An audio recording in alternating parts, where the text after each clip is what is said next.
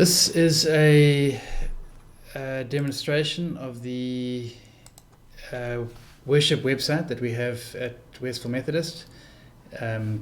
So worship team members and staff have login codes so that you can log into the back end of the website. And when you are using the worship username, this is the page that will come up before you. So when you first open the site, you get this list of all the songs that have been most played in the 3 services, which is helpful when choosing songs for sets to see that we aren't overplaying things. If you click on the songs section here, you'll get a list of all the songs that we have and when last they were played. And we're going to start by adding a new song. And so we click the create button. And the song that we want to add is What a Beautiful Name. If I can spell it right. And the easiest way to add a new song, rather than typing in the verses and putting in all the chords and following all that format, is to go to Song Select and log in as our Song Select user and go and find the song there. There it is. And if you go and look, normally when we were printing the sheet music from Song Select, you'll pick the lead sheet. But if we go and look at the chords for that song and choose to download, there's an option there to download the song, the Chord Pro format. And we're going to pick that, and we're going to just stick that there. And then if I open that file and copy the contents, and I'm going to put it into this box here. Right, so now we have the chords all in the right place and all the lyrics there. What we need to do next is just to tidy up all of the extra information that we don't need here. So we can take the name of the artists, those are the 2 there. And I'm going to put them in there, in the author box. The key, it's in D, so we can set the key to D. The timing is 4/4, so that you could already see was there. I think there's a space for copyright, yeah, so let's take all of that and put it in the copyright field, and then we can remove all of that. Then you'll notice here that there's this little hint at the top as to how to format new songs. So it should be in this format, just V1 for verse 1. And then we don't need that comment part, so there's chorus 1, let's put C1. This is verse 2. This is chorus 2.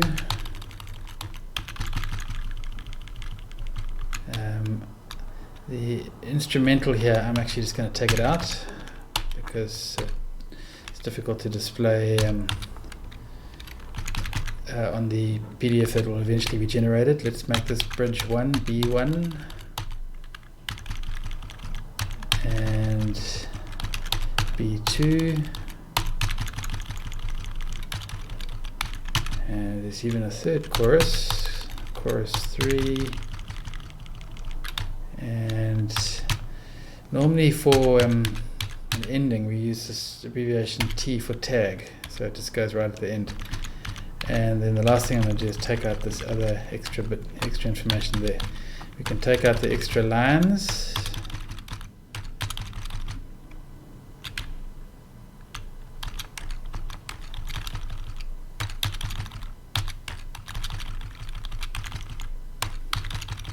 And there we go. The first line we can fill in, copy that from there, copy and paste, details, we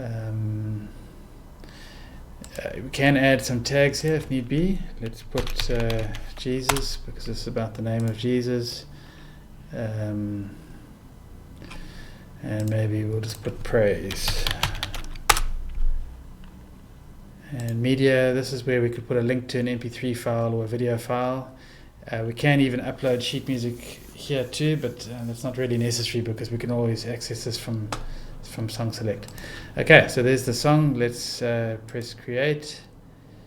And what happens immediately is that the PDF is generated from what we've entered, and it puts all the chord diagrams in and all of those good things.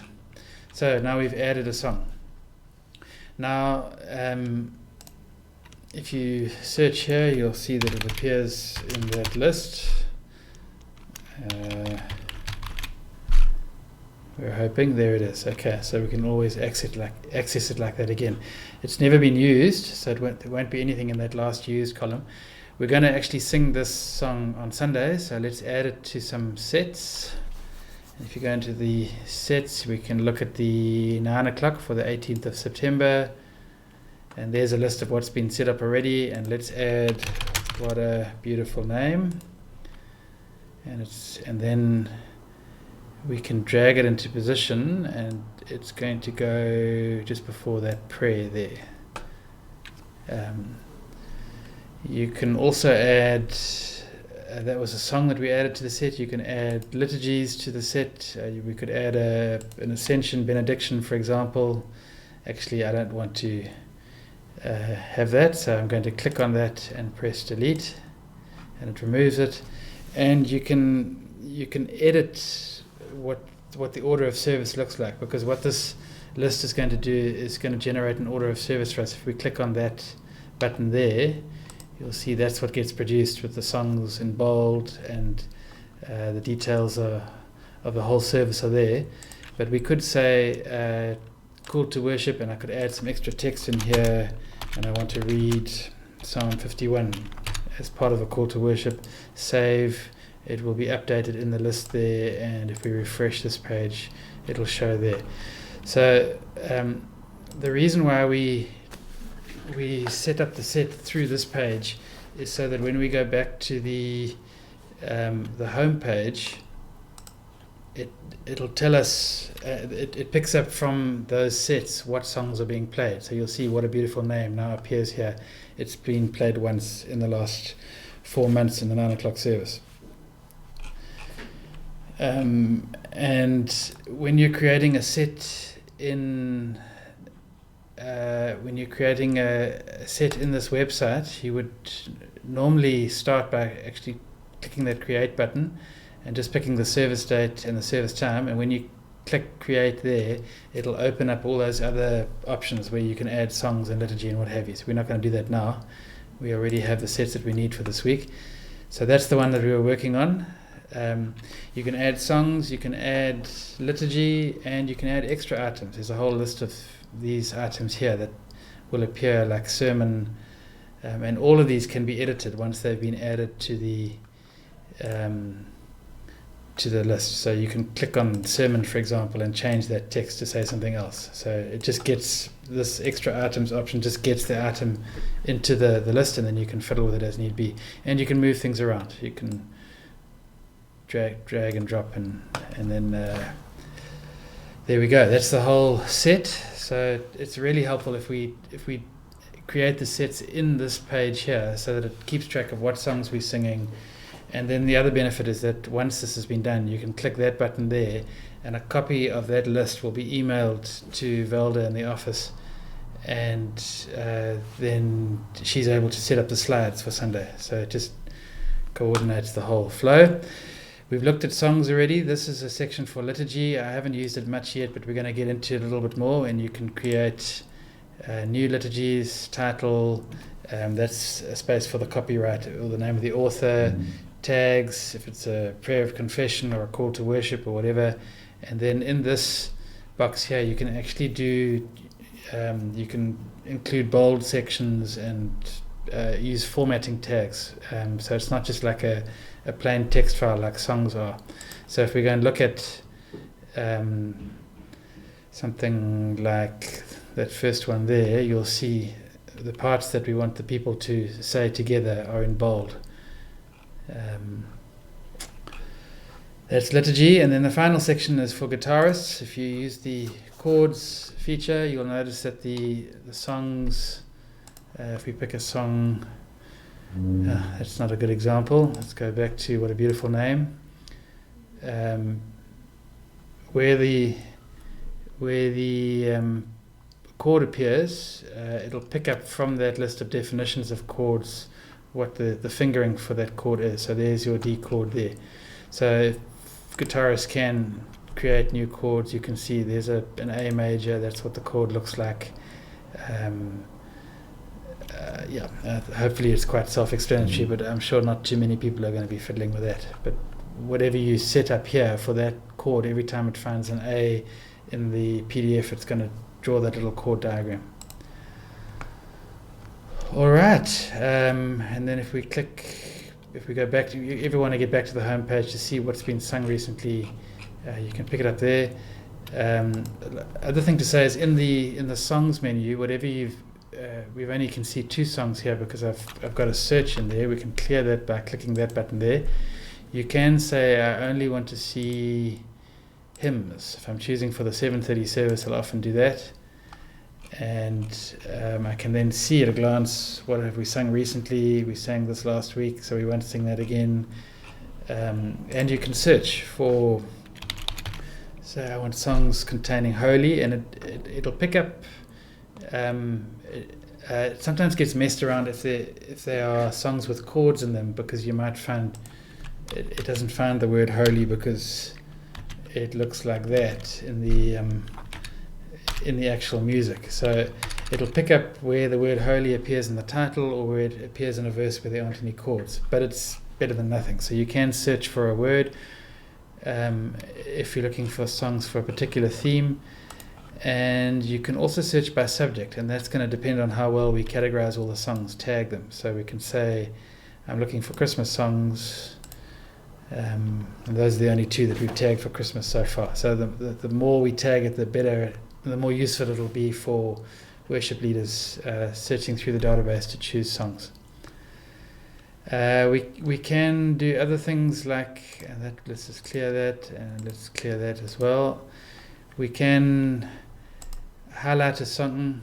That's not what I meant. We can highlight a song and we can delete it, but that should be used with caution. We can transpose songs. So this song is in G, and if you go to the lyrics page and let's transpose up, it's going to go into, that was down to F sharp, and we can go up and take it back to G.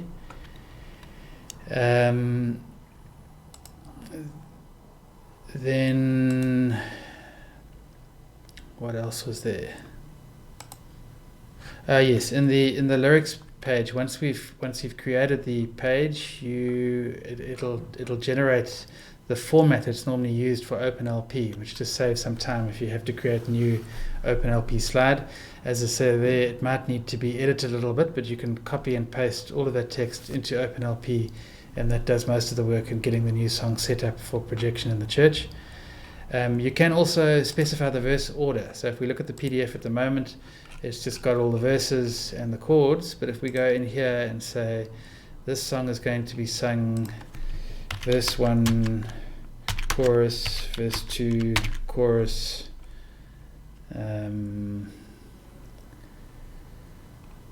what should we say, bridge,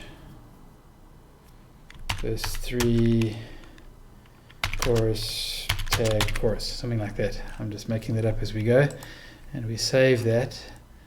Then I think I'll have to refresh this page for the PDF to update, but you'll see now that just as Felicity does by hand on the guitar sheets, it'll show we're going to go 1, 2, 3, 4 and move around and so on.